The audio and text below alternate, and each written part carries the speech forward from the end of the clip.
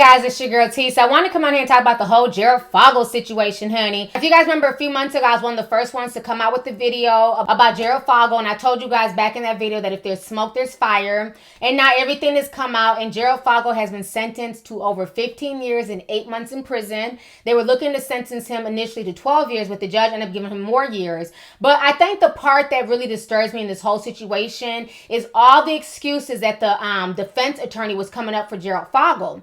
They were saying that the reason why he ended up molesting all these people is because he was initially obese and he lost all this weight, and because he wasn't sexually active, and women weren't checking for him when he was in his teens and when he was overweight. And then all of a sudden he turned hypersexual, meaning that he wanted to basically screw anything that walks. So they're saying that he was having sex with not only boys but girls. And then they also coined a new term that nobody ever heard before called mild pedophilia. They're saying that his pedophilia wasn't that strong because, technically these kids, they weren't like, it wasn't like these kids were 7 or 8. They were like 15, 16, 17. So it's more considered mild.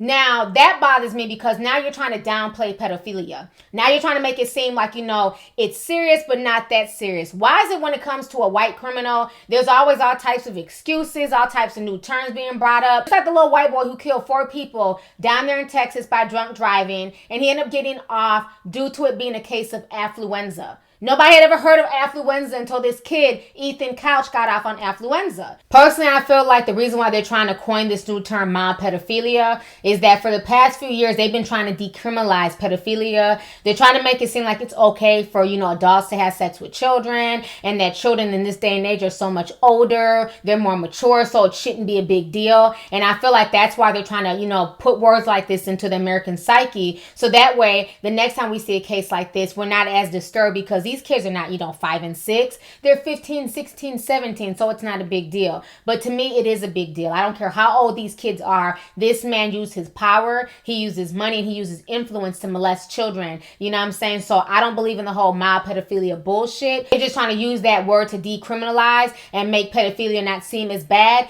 Either you raped somebody or you didn't. Either you molested them or you didn't. There's no in between with me when it comes to pedophilia and molestation of children. I hope that he gets several different foot-long sandwiches every damn night for the next 15 years, if you catch my drift. This whole situation is sick. I hope the victims end up finding peace. They're also saying that Jared has to give these victims over $100,000 a piece. Hopefully that will help them in a way. But the whole situation is just sickening to me that this man who had it all, who was blessed to become a Subway pitchman, for doing nothing more than losing weight. He got a Subway pitchman commercial. Meanwhile, James Wright is singing his ass off like Patti LaBelle and eating damn pies, and Walmart ain't offered him a damn thing. You feel me? So this man was blessed. He got this campaign. He made millions of dollars off of being the Subway pitch man. He was one of the most recognized pitch people out there in the world. Instead of taking that as a blessing, he decides to ruin it by being a pedophile and molesting children. So this whole situation to me is just sickening. I'm glad that he got his 15 years in prison.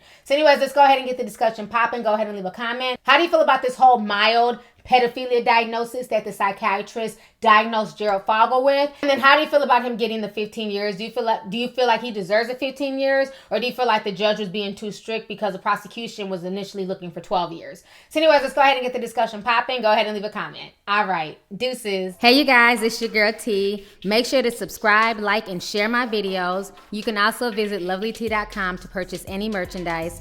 Also, don't forget to click the boxes down below to watch any of my previous videos. Talk to y'all later. Deuces.